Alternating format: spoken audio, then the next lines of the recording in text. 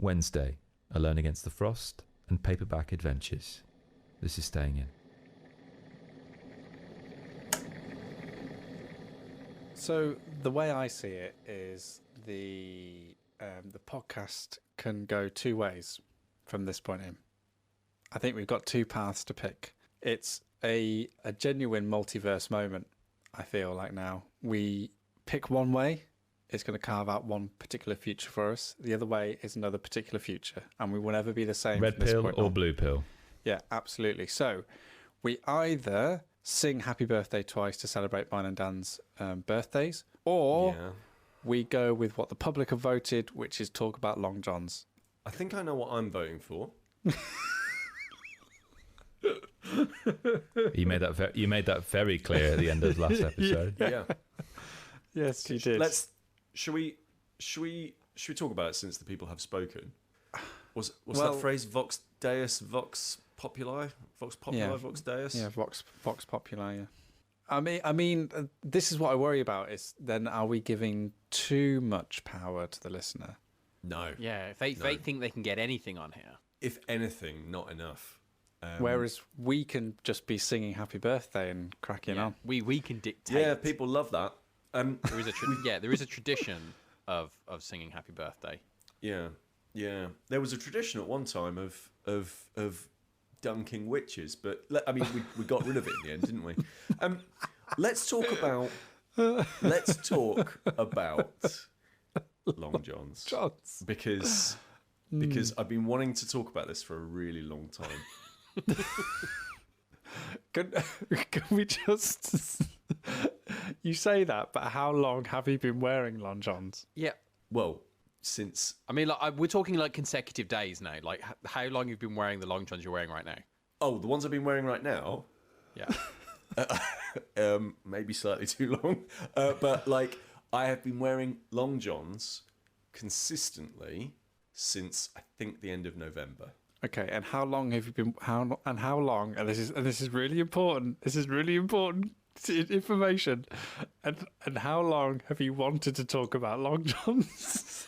Since the end of November. Okay, brilliant. Okay. Right, yeah. Because we're on episode 171 now, or is it 170? Yeah. So, Pete, is this because you've never worn prior to that date, which apparently is such a big turning point in your life? I'll remember it. Had you not worn Long Johns before? I'd never worn Long Johns before. Oh, ever. I see. Yeah. Now, I've worn tights before. Yep. No context needed. No context needed. I have worn tight-fitting jeans before.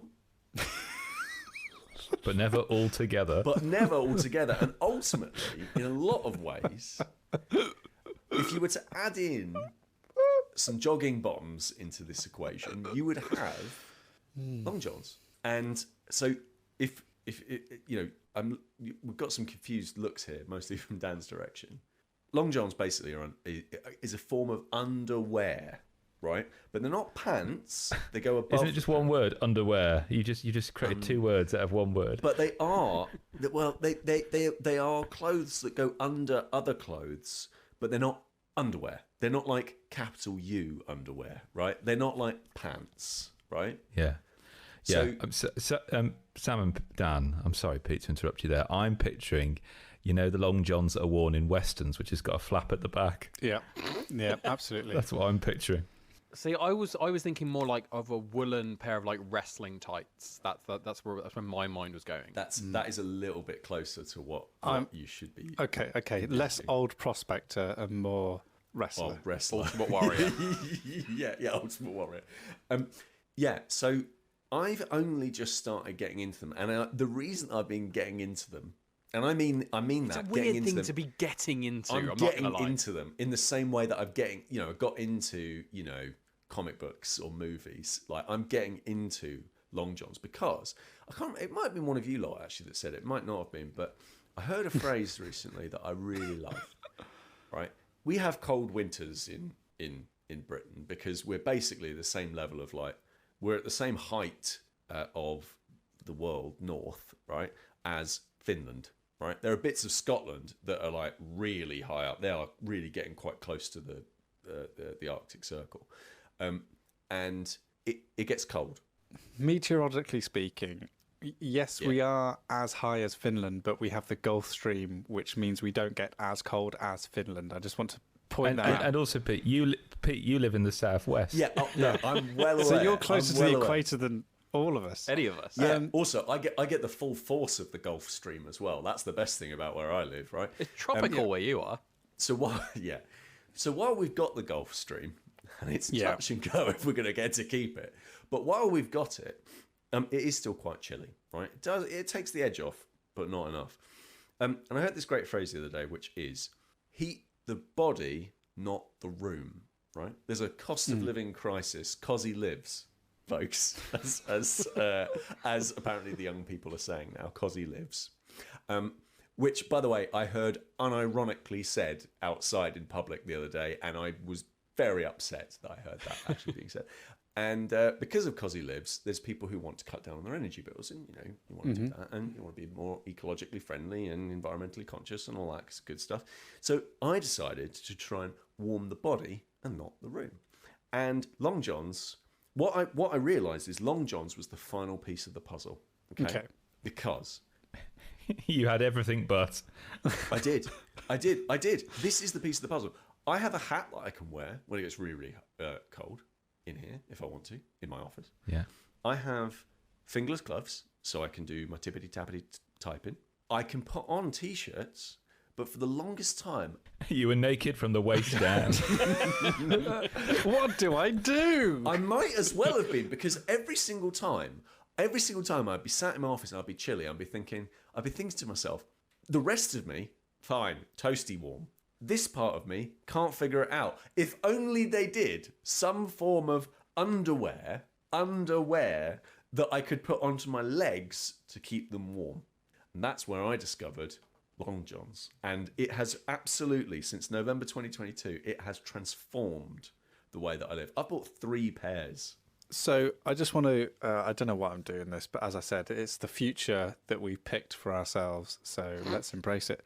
We could be singing happy birthday right now. I was going to say there's an alternate world where me and Sam are sitting there joyfully listening to Pete and Kris sing to us, but alas. But alas. So tell me about, so you've decided, and this is, I'm imagining now that you're on an episode of BBC's Hard Talk. Okay. So you've decided. Equally difficult questions being asked. Yeah, go on. So you've decided to commit to your Long John future.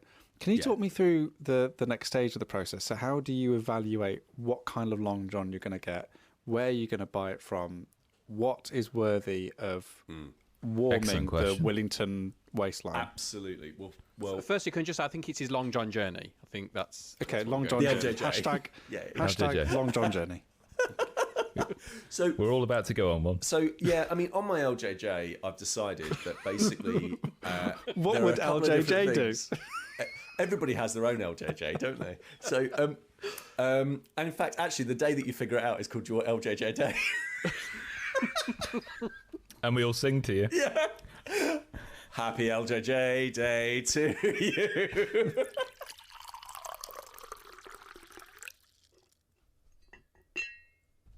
I had my first experience of lying on a waterbed. Okay. Oh. Have you ever been on a waterbed? Yes, I have. Yes. I don't think I have. Was it your bed for the weekend, or was it just a bed you found? No, it was in the spa. Okay. And it was crazy because it was heated as well. It was warm. Ooh, so it kind of felt I know, that was the reaction I had. I was like, oh, I feel like I better check myself here. Yep. Yeah. What were you expected to do on the? Just lie down. So but the funniest thing was there was this one lady at the far end of the room who fell asleep, and because you're in this waterbed, it contorts your body into different angles. She was snoring like a trooper. She just fell asleep, and then she woke herself up and couldn't get out of the waterbed. Oh, it had basically just sucked her in. Consumed her. Yeah, like that sofa in Black Books. Yeah. That was hilarious. And there was one point where I kind of just rolled over a bit too heavily, and I literally nearly threw my partner off the bed.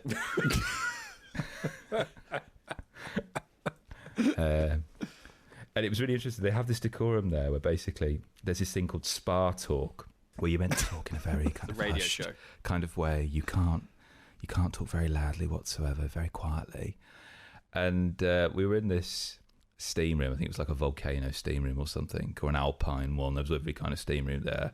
And about 30 really lovely ladies just walked in who were clearly on a trip together, just having a chat. And they're like, "Oh, do you mind if we talk?" "You don't mind, do you? You don't mind." And you can't say no. Well, you can't really see him for all this mist. And then it just became this lovely kind of conversation that went on there. And there was another bit where there was supposed to be, again, a silent, relaxing reading room.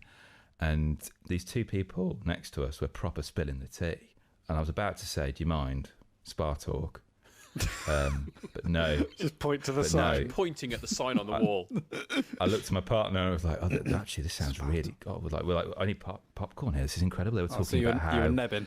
yeah, where like one person, they were talking about how somebody they knew, a relative had died, and their housekeeper had forged a will saying that they were their partner to get their. I know. We were. Oh my word! Spar talk. That's like a Spar Knives talk. Out film. Yeah, that's great spar talk. Yeah, so because we were reading at these books and we weren't. I could tell my partner hadn't turned a page for about 30 minutes. I knew that she wasn't reading; she was just listening. Yeah, making notes. Wow. I love going to a spa. And I realised the other day, I always used to say that I don't like gossip. I don't gossip at all. But I do you know what? I do like a good gossip. I love gossip. Everyone gossips. I gossip. Everyone I know does. exactly. Yeah. And again, it's one of those hideous, horrible gendered things that we don't gossip. Of course we bloody we do. gossip. We do. Men do yeah. it. Of course Men we do it. Men do it. I would argue more than women. Like, Oh yeah, me and Dan and Sam always talk about you, Pete. yeah, exactly. Like, they're always talking smack. Oh no, like it's so important. It's so important. There's something positive that can also come out of gossiping, I think, genuinely. Well, yeah, because if you think about it, like playing an RPG is just gossiping with rules, isn't it? Exactly. Then I guess you could say I've been talking to myself recently. Look, I threatened to talk about it on the last pod, and now I'm going to do it. I don't think it was a threat. It was just an outright dictation, I think. I mean, when I was said a it, diktat. the faces were not particularly keen on the idea, but I'm going to talk Yeah, about but it it didn't put you off. anyway. No, it didn't. Because You just waited for an extra person to be here. Yeah, exactly. Yeah. I've been playing Call of Cthulhu again. This time, I've been playing the final of the currently published Alone Against solo Call of Cthulhu adventures. So we've talked about these before on the podcast. Alone Against the Flames, Alone Against the Dark, Alone Against the Long Tide, Johns. and now, just like Long John's will help you do, Alone Against the Frost. Oh, not Dan. Yeah. Yeah, it's a book about me and Dan. Taking him down. Taking him down. So basically, for those that don't know, Alone Against the series is a series of game books. So remember, choose your own adventures. Turn to page 7. Oh no, you got eaten by a Gru. It's like that, except for it uses a bunch of mechanics from the Call of Cthulhu games. So D100 percentile system, roll under. So you have out of 100 an amount of skill. So if you have like 60 skill, you are an expert in whatever that thing is. So that might be like archaeology, let's say. You have 60 in archaeology. Then you take a D100, which is just 2 D10s, 2 10-sided dice. Roll that. One of them is the tens number, one of them is the single digits number, and you roll under that 60, and that means that you pass the check. So if you are 60 good at something, that means you have to roll underneath it. So it does mechanics like that and some other bits and pieces, but that's the big thing that it really brings, that these games really bring with it. They were originally published, a bunch of them were originally published in the 80s, and the re-release of them for Call of Cthulhu 7th edition, which is what I've been playing, they basically took those originals and have updated them and done a really good job. Like, not just like reprinted them, but actually taken some time to do some work on them to make them more modern. So they're still all set in their exact same, spaces, and like it's still like 1920s ish for the most part. And this one, Alone Against the Frost, is about the Canadian wilderness, and you play a researcher from the Miskatonic University, because there is only one university in the Call of Cthulhu universe, apparently. And you are out there to investigate the stories that have been told about the locals. Apparently, it's a very dangerous place to be, and some very horrible things happen out in these woods. And from there, you go out there. You have some fellow investigators that go with you. They're your students, and they might be used to help you with some roles, for example. And then stuff happens, which I won't spoil, but it's bad because it's called Cthulhu, obviously. This was originally published under the name Alone Against the Wendigo, and they changed the name as part of the modernization process. And I did not know this, but apparently the Wendigo has quite a bit of religious or cultural connotation that I'm just not aware of. I totally was not aware of that. So they've changed it to Alone Against the Frost. That's more thematically, compared to the other books. Yeah, absolutely. And unlike Alone Against the Dark, which is a kind of world-sprawling adventure, or Alone Against the Flames, which is very, very small in scale, this one feels kind of mid-size, but feels a little bit more like you're going off on expeditions. So it's kind of like a central hub, and then you go off to different spaces, and you try and almost push your luck.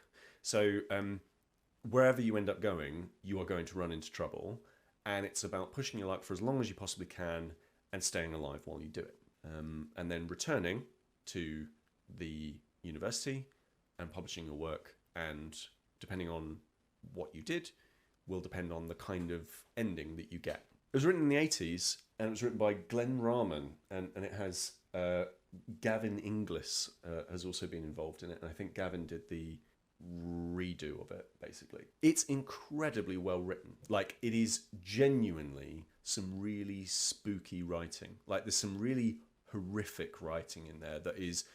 I was reading this. I was playing this by myself, sat in my long johns under a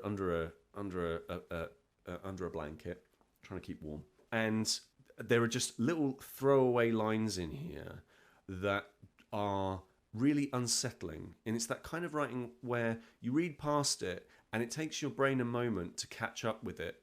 And then you put two and two together, and you think, "Oh, that's actually horrible. That's a horrible idea." Brilliantly executed, and it's fantastic. The artwork is very, very good, as well, as you would expect from a Chaosium published title. I think this was the last one to be published, or it might have been Alone Against the Tide. Either way, lots of good art in here, lots of good photography from, a lot of photography of things that are kind of out of copyright, which is something that Chaosium tends to do a lot, which I think looks really, really good. And some really lovely updated art. And I really like this idea of... So he plays Dr. Nadelman, and one of the cool things they did with it is they made the character male or female. So there was a lot... the original version of this was like very masculine, very, very male. Whereas there are a lot more female characters in this one now, which I think is a really good move. Lots of lovely artwork, lots of more cultural representation, which I think is really, really good as well. And it comes with all of these different characters that go with you, and you end up not caring for them, these other characters that are with you, because it doesn't give you enough time. So it doesn't give you enough time to kind of get to know these characters, and you don't really understand. They feel a little bit resourcey at times, but you also realise that you're going to be by yourself. You are going to be alone against the frost if you're not careful. And so you want to try and keep them with you for as long as you possibly can. I really like it. I think if people have listened to my previous recommendation and actually gone and got some of these other ones, I would definitely say that this is well worth looking into. I think this is one of my... I think this is better than Alone Against the Dark, which I thought was very good. I think this is better than that. I think it's nearly as good as Alone Against the Tide. It's not as good as Alone Against the Flames, which is, for me... and funnily enough, that actually comes in the starter set. I think that's the best. That's the best one of all, and I think that's the best one of all because of a core problem I think that Call of Cthulhu has at times, or at least Call of Cthulhu writers sometimes run into, and that is that this one is hard, like really difficult, and it uses that difficulty to try and evoke a sense of horror. So first time I played this, because it sort of warrants multiple plays, because it never tells, as far as I can tell, it never tells you you win. It just tells you the end, right? So you will get a different adventure. The first time I played this, I went to 5 different locations and died. Like, that is 5 different turns of the book, pages in the book, and died. It was difficult. And I thought, oh, okay, maybe I got unlucky there. My second turn on this, I lasted 3. Like, it was really, really difficult. And I think that one of the core things, I think we've talked about this before, but one of the things I think that Silent Hill gets right so well, and other horror of that kind of ilk, and I think the thing that Alone Against the Flames gets right so well, is that it leaves you alone for long enough that you think, I'm on a roll here, I'm going to try and keep myself alive here. And it's so well balanced, or at least my playthroughs of Flames were so well balanced, that it's very difficult for you to die, but you always feel like you're almost dead. Like, you always feel the peril of, I'm just about to die. And then you either make it through at the end, or, you know, you only just don't get through it, right? Whereas Alone Against the Frost is very much a, like, if you decide to go down this route, you could just die. Like, you could just take the wrong direction and it's all gone wrong for you. Arkham Horror, the card game, Kris, was like that a bit, wasn't it? In terms of that, those weird spikes in difficulty. Yeah. Yeah. It was like a combination lock, and that's a question I wanted to ask you, Pete, really, here. You mentioned the fact that it feels like expeditions. In those instances where you lost, how much of that was because of just choosing the right locations, and is there a kind of a sense of an order, a kind of an order that makes it a little bit more easier to last longer, and how much of that was just bad dice rolls? So some of it was definitely bad dice rolls. Like, I had like a really bad... one of my failures was definitely just down to bad dice rolling, and that's fine. People's appetite for that varies, but that's fine. Some of it is not necessarily the wrong locations. You have to go to basically all of the locations if you want to do really well. But like the order of them, I suppose. Yeah, exactly. Really. Like, do you decide to shoot the gun at the person who has the silhouetted figure that is in the doorway, or do you decide to not shoot the gun at the figure that is silhouetted in the doorway? And you have no more information upon which to base your decision. So you have to be like, this, I guess we go left, or I guess we go right. And unfortunately, what that means is sometimes you can end up in a situation where you've made a decision based on very little information, and that's, I would say that's bad enough. But then when the punishment is death, or you're not really going to make it out of here now, that's really galling. I will say that, like, the structure of it is short enough that those deaths don't feel as aggressive as they do in something like Alone Against the Dark, where those deaths felt mean, like oh gosh. But the thing that keeps me coming back to it is the writing. Like, the thing that kept me there was, because it was really frustrating at times, but the thing that kept me there was absolutely the writing. The way that Glen Rahman, who wrote the original, describes the Canadian wilderness is beautiful and desolate and haunting. And the way that he describes trying to forage and survival and injuries, the way that he describes injuries is horrible, but really entertaining, really really spine tingling. Can I perhaps ask a question that's somewhat broader than just looking at kind of Alone Against the Frost? This may pain you to hear, Pete, but I've never read any Cthulhu at all. Nothing like that. And like, it's such a major part of the so-called geek culture that we are all part of and all engage in. That it's such a big part of that kind of like, I don't really kind of ask about it because it's kind of like, I should know about this, but I actually don't. So what I was just going to ask you is kind of, there are 2 things that I know about kind of Cthulhu and Call of Cthulhu. One of them is that you love it. Yeah, that's one. And the other thing that I think I know is that it's about a big octopus monster. Right, no.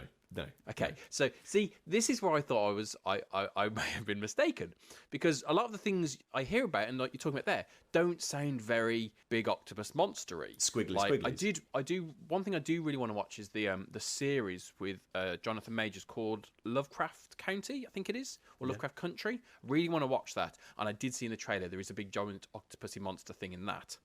Yeah. So what I wanted to kind of ask you is, like, what is it about Cthulhu that gets you kind of so much? So you're absolutely right. Cthulhu is a huge part of geek culture, I would say.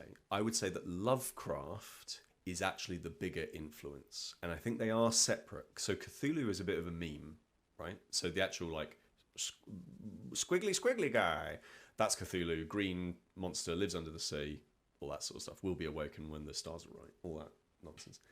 Lovecraft created the mythos and created Lovecraftian fiction and weird, like really pushed weird fiction. Didn't create weird fiction, but really pushed this subject of weird fiction forward. And basically the thing that he was most interested in was things like cosmic horror. So this is the idea that, and this is what I love about it. So the thing about cosmic horror is the idea that the universe is an uncaring, hostile environment. Science will only let us figure out that it is an uncaring, hostile environment.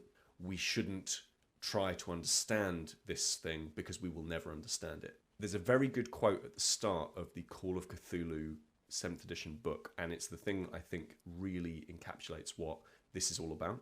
And it's from one of Lovecraft's books. And the quote is, "The most merciful thing in the world, I think, is the inability of the human mind to correlate all its contents."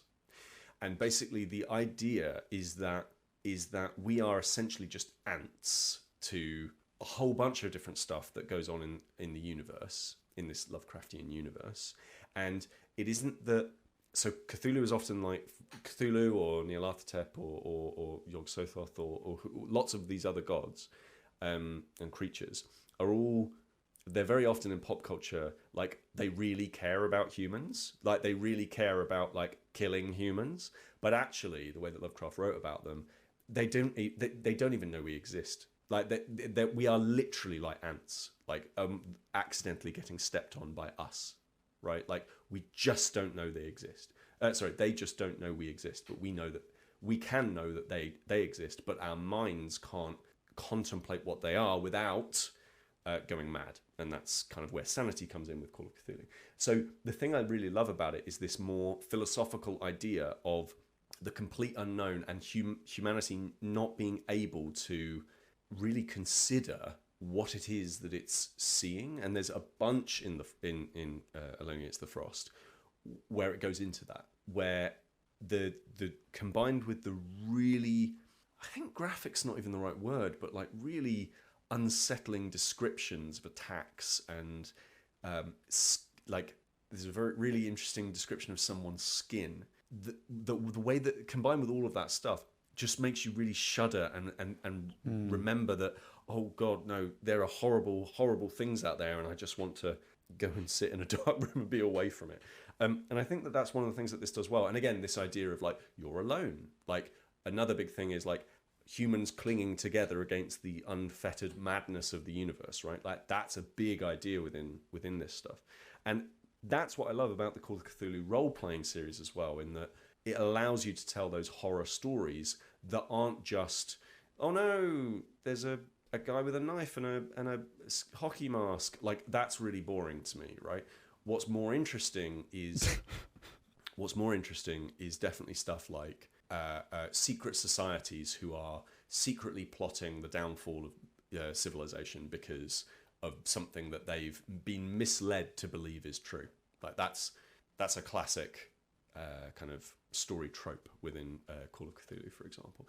And these solo games do that really well, because I also continue to be a big believer that the smaller the group with Call of Cthulhu, the more effective the horror is, because you're setting the pace of the horror itself. Like I like Call of Cthulhu in groups. I've played it with like 5 or 6 people before as investigators, and it's cool, but everyone has to be on board with the fiction and the feel, right? And if you have one person who's prepared to break the horror and be funny with it, it turns the horror into something slightly different. Whereas with these alone books and with one-to-one scenarios, you are much more in control of the kind of intensity of horror that you want to have with it. And I think it's very effective.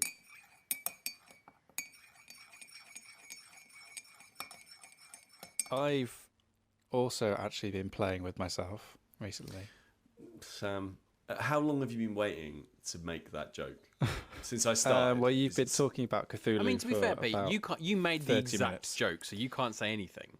But yeah, I've been. I had a lovely week off from work. It was half term, and I got lots of stuff done. I finished all 6 volumes of Paper Girls. Thank you, Kris. I finished the first volume of Batman Eternal. Thank you, Kris. Pleasure. And I genuinely just felt guilty for having lots of Kris's stuff, so I spent a week just. I mean, I've got your copy of Horizon Forbidden West, so Yeah. I was in CEX the other day, and I thought, oh, those prices are tumbling down. I told you, I'll pay you the difference. Anyway, but I also actually got the opportunity to play a couple of solo games that I've sort of had in the wings, and just not got around to play them. One of them was Resident Evil 2, the board game, which is actually really good. It's Really? designed Is by the it? same guy who, yeah, it actually is. It's designed by the same guy who made Horizon Zero Dawn, the board game, Sherwin Matthews. And I just think he seemingly just has a really good knack of being able to pick the right things from a video game and put them into the board game space. And I think, if anything, Resident Evil pulls off a bit more than Horizon does. Like, there's thematically, it's just a bit, it's a bit stronger, and there's a lot more tension there, and things like inventory management and making tough decisions and thinking tactically about what you're going to do in a given situation lends itself more to like the Resident Evil as a franchise, and especially the early Resident Evils, than it does to similar things that are in Horizon, the board game. And when you're uncovering items in the board game and thinking, I've not got enough inventory space to actually put this in, like it that could feel like a really annoying board game mechanic, but it's not. It's the game. So how does it play, Sam? Because I know in Horizon Zero Dawn, it was taking that section of a game where it was literally just you stalking a machine one at a time. What does it do in here with Resident Evil 2? So this is very much the game, as in the video game. You work through scenario to scenario until you get into the final boss. Like the first sort of training scenario is you trying to get into the Raccoon City Police Department, which is exactly what happens in the in Resident Evil 2, and then the rest of the game is like exploring it. So the another scenario that I played was I had to get upstairs in the Raccoon City Police Department and get into the stars area on the second floor. Yeah. And to do that, I had to find certain keys and explore different hidden rooms, avoiding zombies, avoiding lickers. Like it's very much just going through the motions of the game, and you're doing all the things that you do in the game. There's inventory management. There's when you come across zombies, it's making that decision of, right, am I going to shoot? Am I going to stab? Or am I going to just try and evade and just get past them? Do you have to turn on the spot as well? Oh God, no. Kris. Do you have to wait a turn every time you come up to a door? Nearly, pretty much. But doors are one of the most important things in the game, Dan, and it's incredible like how much you get really concerned about doors, because how the zombies work is basically they're only active if they're sharing a tile with you. So if they're sharing a space with you. So if you're, say, on a tile that's 4x4 and all the doors connected to it are closed, only those zombies or that particular zombie will interact. It will just start lurching towards you. But if you've left lots of doors open, then suddenly there's lots more tiles that are connected to that space. So suddenly all the zombies around you will start basically moving their way into the space that you're in. So things that you do, like every time you attack, all the other zombies that are connected will march towards you.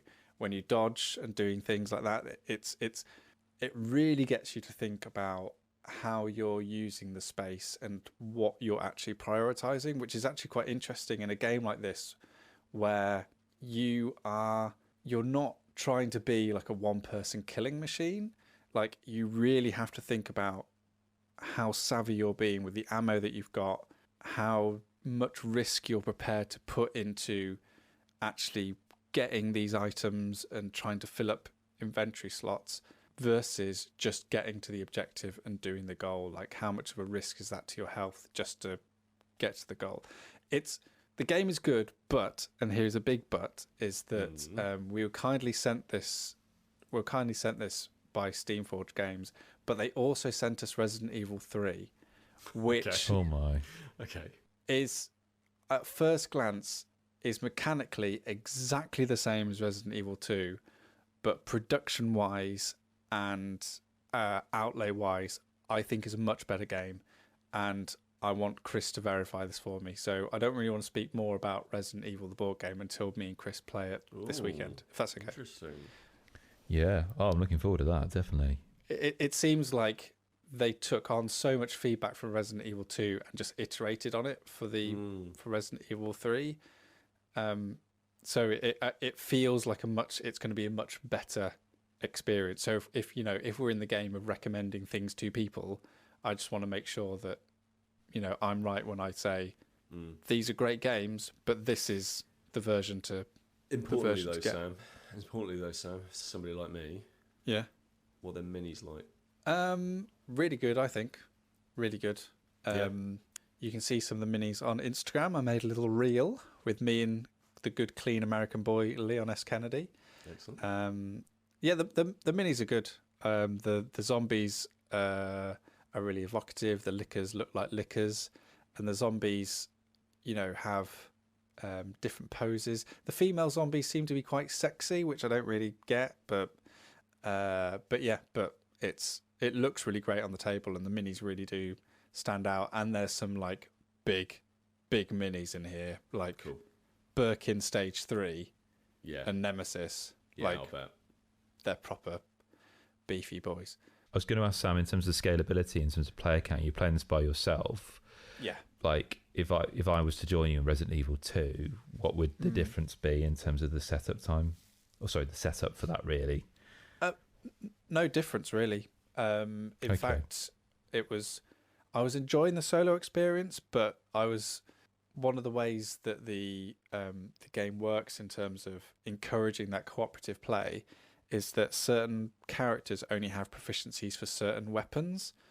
So Leon S. Kennedy isn't good enough to have a bow gun. Fair enough. And the bow gun is great because it can hit multiple enemies in one attack. It pushes them back as well as hitting them, but he just can't. He hasn't got the fingers for it. Fair enough. But if I was playing with someone else, then we'd have a lot more of a spread of weapons and mechanics within that to play with. In terms of setting up, it changes nothing. It's just an extra mini on the table and a little board in front of you as a player. But I think that the way they thought about it and implemented it is actually really good. And it doesn't actually change much the setup in terms of there's not more creatures on the board. What actually happens is, which is a bit like Pandemic, is you end up drawing more from this thing called the tension deck. And the tension deck is something that you flip over after every turn, which either can be something like all clear, nothing, fine, or it can be 2 zombie wolf dogs jump through the window and now suddenly they're in the room with you. So because you've got more players, you're drawing from that. Right, I see. More often. That's nice. There's an elegance to that. Yeah, but it wasn't the only solo game I got around to playing. The other one I played was something that I backed on Kickstarter a long time ago. Now, so is this one of your Kickstarters that actually came through? It is. Yeah. Yeah. So, sunk cost fallacy alarm here about this. Yeah. But it was a Kickstarter that I just could not back because A, it's been designed in part by Tim Fowers. Oh yes. Hello. Legend. The legend. And B, it was a board game inspired by Slay the Spire. That's cool. So, if you guys have all played Slay the Spire, haven't you? Come on. I have not played Slay the Spire. I have not played Slay the Spire. I have not played Slay the Spire, Oh. but I am very well aware of how great it is. And every once in a while, I hover my finger over the purchase button on the mobile version, and I'm like, Yes. should I? And then I just No, I'll buy another pair. I'll buy another pair of long johns. Yeah, exactly. Fair. Exactly. We should. Slay the Spire was one of my favourite deck building games, usurped only by Monster Train, which kind of scratches You lost me. a different itch for me. But Slay the Spire was a deck building game where you're basically working your way up this big spire to kill a boss at the end, and it's a roguelite as well, which means that as you're playing the game, you're collecting items along the way, which makes you a bit more powerful, makes you more effective in battle.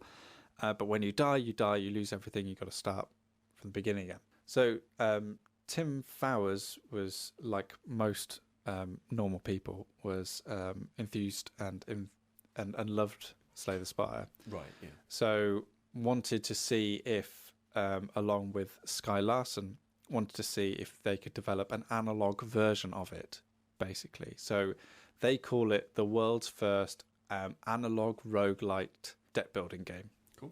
And on the most part, they've really succeeded. And it's a really interesting proposition. So the game is called Paperback Adventures, and it's a hybrid essentially of Slay the Spire and one of Tim Fowers' earlier games called Paperback, which is also one of my favourite deck building games. And Paperback was a game where instead of deck building in the same way that you would do with Star Realms, so therefore building up a bigger and bigger army that's more powerful and, you know, has more weapons and does more damage turn by turn, and your stuff that you're buying from the shop is creating synergies, and you know, you're just building on until you like wore your opponent down.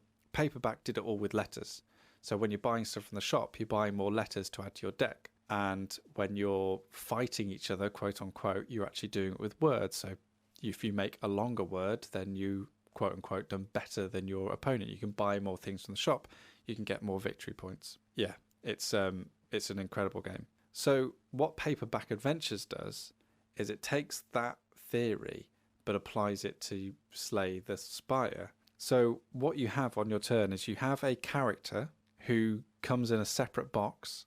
So you have the core box, and then there's 3 separate boxes. Each one is a character, which is just like Slay the Spire. When you start Slay the Spire, you select a character, and those characters will perform in certain ways. Some may be more defensive, some may be more attack-minded, some may be a hybrid of the two or use powers in different ways. And then you've got an enemy in front of you. And the great thing what Slay the Spire did is it had this mechanic where you always see what the enemy is going to do to you. So you know when the enemy is going to attack, you know when it's going to defend, you know when it's going to use certain powers to attack you. So you spend your energy anticipating and reacting to what the enemy is going to do to you on that turn. And Paperback Adventures works exactly the same way. So for example, right, the enemy is going to block 5 this turn and then heal 2. So maybe I don't want to attack, maybe I want to like build up energy, or maybe I want to attack but make sure I'm getting enough attack to get through the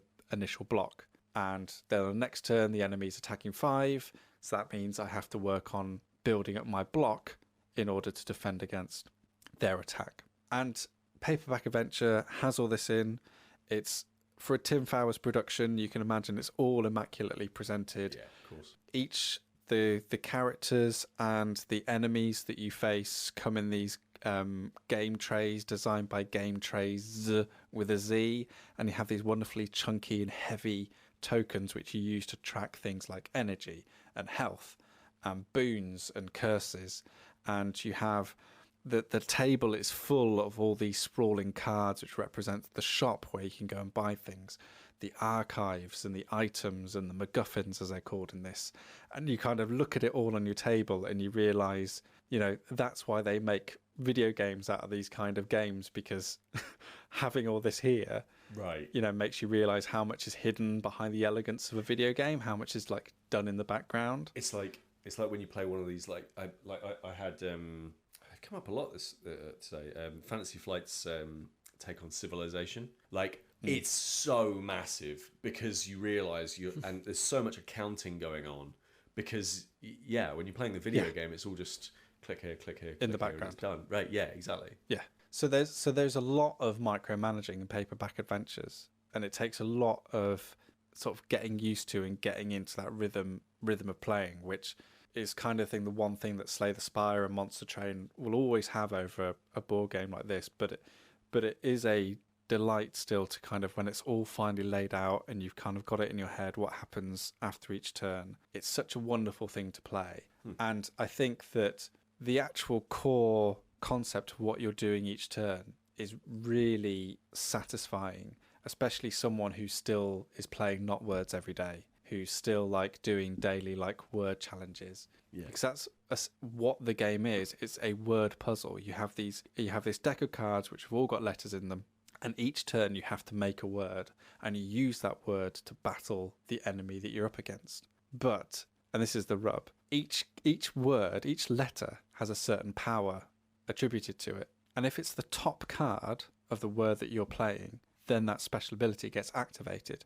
So that's the first thing that you've got in your mind is, what do I need to do this turn? Do I need to heal? Do I need to buff up my defense? Do I need to buff up my attack? Is there anything else that these cards can do, the abilities to help me this turn? Right, that one's quite handy. Oh, it's an E. Oh, that's going to be difficult with these letters that I've got to try and make a word out of an E, but we'll give it a go.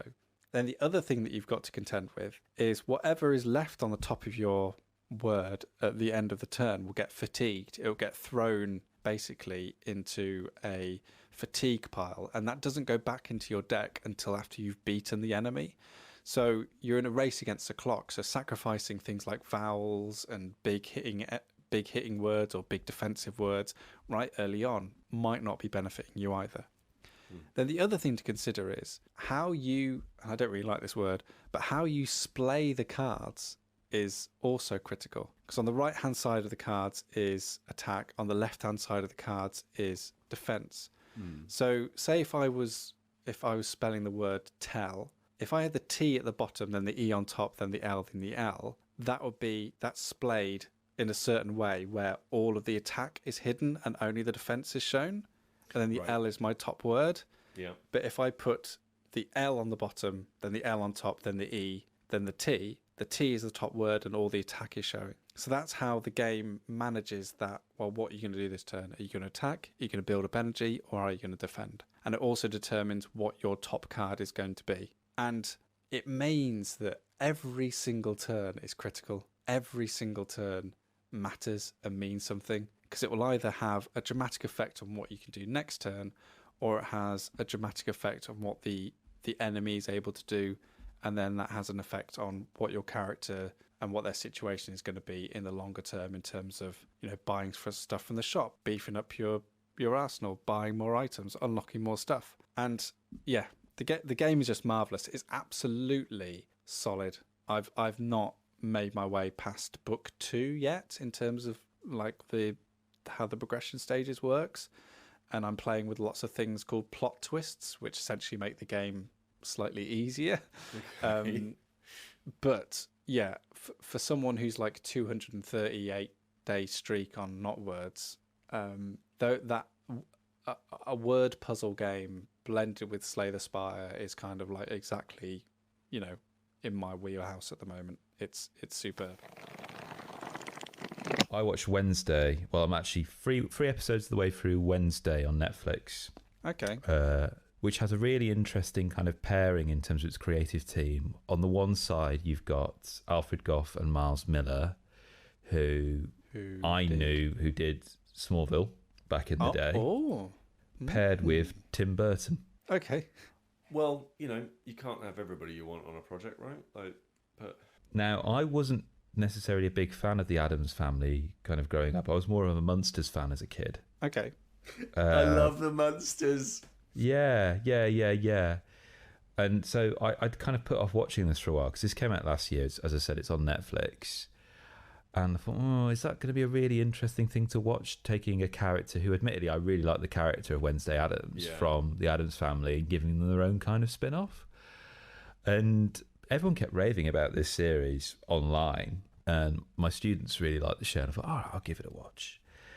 And it has that same kind of biting, sardonic, deadpan humour that I love that Wednesday Addams gives. And there's some fantastic one-liners in this series alone that I've experienced. Like, I don't bury hatchets, I sharpen them.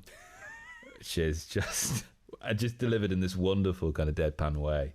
And it's Jenna Ortega is playing Wednesday Addams, and they are fantastic in the role. They're brilliant.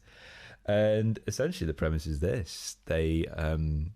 They've been expelled from yet another school, and their parents send them to a private school that is the same school that they went to when they were younger.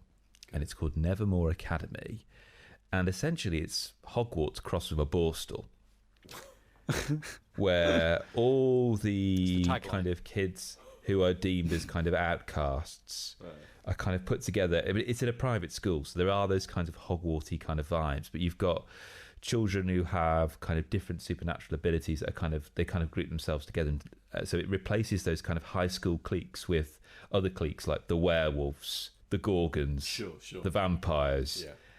And I was like, okay, a high school story, really? Oh, I'm not really interested in that. But what has kind of kept me really interested is there is a mystery at the centre of all of this. There's something really strange going on here, because Nevermore Academy is in Vermont, but it's in this town of Jericho, this fictional town of Jericho, and it's next to it.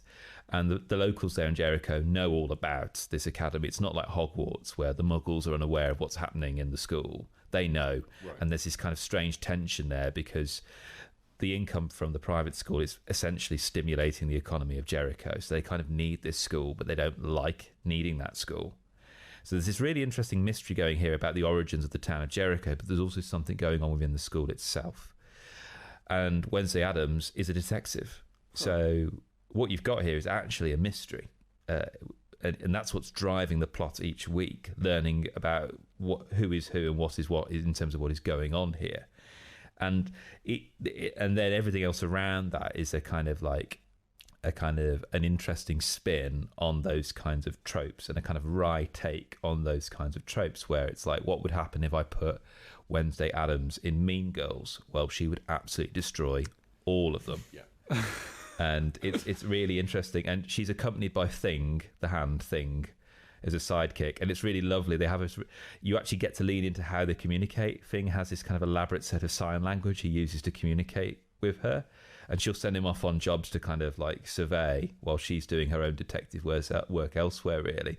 And it's just quite cool. And yeah, the performances are great. You've got Gwendolyn Christie, who the last time we heard, Sam, was obviously Lucifer in The Sandman, playing the headmistress of this school.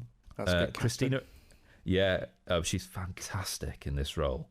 Christina Ritchie's back, the original Wednesday from the 90s film. Yeah, she has a part in this series, playing a member of staff who's kind of what they call a normie, who's a person who doesn't have any supernatural abilities, but they work in the school. And she also has an adorable roommate called Enid Sinclair, played by Emma Myers, who is the complete antithesis of Wednesday. They are really bright and colourful, and their half of the room is just a kaleidoscope of colour. And they've painted the windows on their side, so it's like a stained glass. And on Wednesday's side, it is literally just sparse and black and full of despair. And just everything she does, she's just such a badass. She turns up for fencing, and she's the only one dressed all in black. Like, it's that kind of like that classic kind of like American kind of gothic kind of depiction, really. And yeah, it's fantastic, and really lovingly, it kind of leans more into the kind of Latino aspects of it as well, which is really, really lovely. And yeah, I'm really, really enjoying it. Like, we get to the end of every episode, like, yeah, I kind of want to stick on another one, really. I want to see where this mystery's going, really, and whether it will stick the landing. That's it. That's interesting. What's the through line of the actual story then? Because my concern about it was that the Addams family is the Addams family, and like, if you don't like one character, then you like the other, and there was a texture, there was a real living sort of sense to them as a group. But Wednesday was taking her out and making her the focus. Seemed a bit it feels like odd. Feels like doing a Joey. Well, yes, this is kind of what they did with the second Addams Family film, the Addams Family Values, because obviously in that film, like you have that lovely kind of B plot Ah, of Wednesday and Pugsy going off to like an American Yeah. summer camp. So they absolutely they're in yeah. that situation. They take her, and it's primarily she's the lead of that subplot. Yeah. And they take her, and it's fish out of water, and like that's the bet. I mean, I'd agree with you, Chris. Like Christina Ricci as Wednesday is the best thing in those films because she just nails that deadpan nature, especially in that second film. So to me, it did kind of, if you're gonna try and do a spin-off series for anyone in that, she's probably the best option because she's the most weirdly charismatic, even though it's completely deadpan. Yeah. There is that charisma that comes from there, and it's kind of proven that can work. I think that's probably why you mentioned there the roommate being the antithesis of her, which is again what is played off as, which is what the entirety of that subplot in the Addams Family Values was, and obviously this is just a component of that now. It's obviously a very different environment. But it does. There is a lot of things that you can do with that character because so far we've actually not seen underneath the surface of the character outside of these wonderful little moments and stuff. So given our whole series to actually understand the character, and obviously this is not canonical with the films or anything like that, but in terms of the actual story of the Addams family, we've not seen in kind of modern day popular culture, because obviously they did have like I think a series way back when, but I never saw that, so they would have probably expanded a little bit on that. The Addams Family actually started off as a comic strip. But there was an old TV series, and then there was an old TV series, which came after, I think, and then it got rebooted for the movies. Then I think there was a cartoon. Yes, there was. And now this, I think that's the final bit. Tim Burton had been approached to do something, I think, around Wednesday Addams' character way back since the 90s as like a standalone thing. Yeah. And I do like Tim Burton, generally, his directing style. Why? Well, as a child, it was I think we should ask why he doesn't. What is it because it's just very one-trick pony. It's very some of it, yeah. I think when you're a kid, there's this like delicious darkness to it, where Tim Burton, I feel, yeah. Too much of a good thing. That's why I think like I've not watched every single Tim Burton film because I kind of get a sense that if I watched all of the films, it would dilute the quality of some of the other ones. You start to see the recurring motifs. Say, for example, like Sleepy Hollow is generally one of my favourite. It's probably one of my most watched films. I adore Sleepy Hollow to pieces. I think it is a beautiful kind of gothic horror, and I love Batman 1989. And those are my two faves really from Burton. I even like Big Fish. I remember watching that. What did Tim Burton do on 89? He directed it. Did he direct the whole thing? That's pretty impressive. He directed the whole thing, all by himself. No, not just the opening scene. Wow. Yeah. That film, I mean, like that film changed the comic book film industry. Oh yeah, without a shadow of a doubt. Like he's definitely done some very good stuff. And also I say as well, in addition to Tim Burton having his directing chops also in this series, Danny Elfman does the music as well, and those two are a match made in heaven as far as I'm concerned. You do get a little bit of the family here. You see Pugsley, you see Lurch, you see Morticia, played by Catherine Zeta-Jones in this. That's cool. And you see Louis Gussman as Gomez Addams. And because the parents went to this school, there's something going on here that the parents haven't been telling, and I don't know what it is yet. Like the headmistress was a schoolmate of Wednesday's mother's, so there's something going on here. I don't quite know. It could fall flat at the end. I don't know, but my gut instinct tells me it won't. And it's water cooler television. Like me and my partner, like, do you reckon it's this person? Is this or it's that? Because there's this strange creature here. I'm trying to work out who it is and where it's come from. Like, I reckon it might be them because of this, and this. So we're having these lovely kind of conversations in between episodes, which for me is a nice thing to have, like a water cooler moment television, which I haven't really had for quite some time. Water cooler television, probably not since WandaVision, for me personally. Yeah, I get that. Yeah, Andor, I suppose, but I was in watching it at the time, and then you watched it, Dan. So it was kind of delayed water cooler moment. The water was very, very stagnant by that point. A lukewarm water cooler moment. So Dan, what do you think this show would have been like if we had sang Happy Birthday to You and Me at the start? I think I think there would have been like just a heightened level of joy throughout. I think starting at that level would have just put everything on a slightly kind of higher reach for us, and then we'd have been able to really just embrace the joy of friends being together and sharing this lovely moment. Instead, we went on a Long John journey. Yeah, Pete, I want to ask you as well. What do you think would have happened with your life now if you hadn't have discovered Long Johns at the end of November last year? I think I'd be a shell of a man. Well, you might be. Depends how long it's been since you took your Long Johns off. Long John's off, yeah. Yeah, his literally legs are be kind of hollow inside. withering. A shell of a man. Does that mean if I held you up to my ear, I'd hear the ocean? Yeah. Oh my word. But Sam, do you think we made the right decision?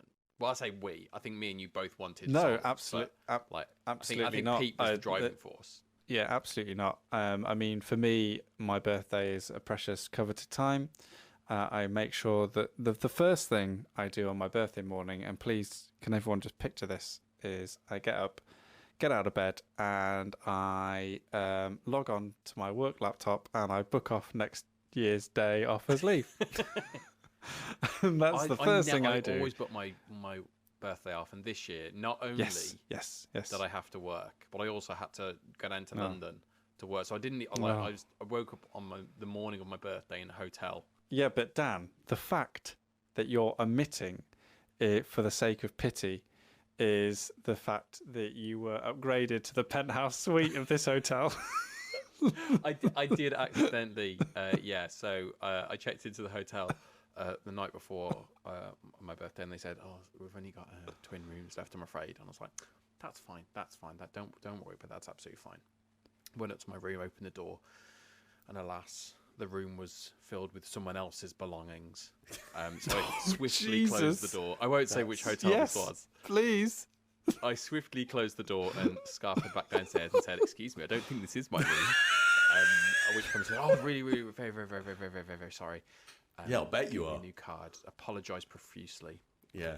Went back up to my twin room, opened the door, and I thought, they've put me in an office. Like, they've just put me in the an office. cloakroom. Like, for God's sake, I have to get out. And then I glanced to the left and realised I was looking at an office, which was adjacent to a large double bedroom as well. Oh my god. And a large hotel. I was like, oh, I'm not going downstairs now. Close the door, turn the lights on, run around. So yeah, sofa table Run overlooking around. a part of London without making any specific things. But yeah, that was a treat. That sounds like it. And if you'd, unlike Pete and Kris, would like to wish Dan and myself a happy, if not belated, birthday, then you can get in touch. Yeah. Staying in Pod on Twitter. Oh, Facebook, I think you're going to give our personal Instagram. emails. No, Dan, we've got to make them see messages. it. Oh, I see. We've got to make them see it. Or stayinginpod@gmail.com if you want to send an email. Remember to put in the subject line, better friends. And Better friends' birthday boys. And just while I get out from being thrown under the bus, Yeah, go on. I also want to do a bit of a shout out to the listeners who got in touch to vote for Long Johns as being the chat. Yes. Yeah, thanks Doing for putting the this Lord's on this work. future course. yeah. Lord John. Lord John. What would Lord John do? He would follow us on all those social platforms, and also Lord John would check out our Board Game Geek curated pages and our curated pages on Steam as well.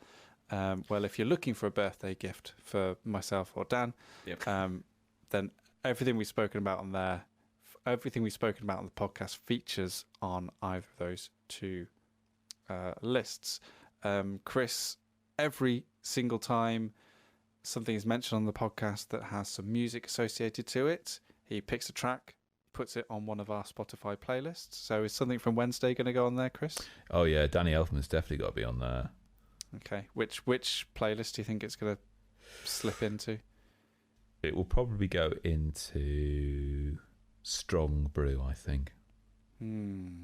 So if you want to check out any of those playlists that Kris lovingly puts together based on what we talk about on the show, then the details are in the show notes. And that is it. We did it.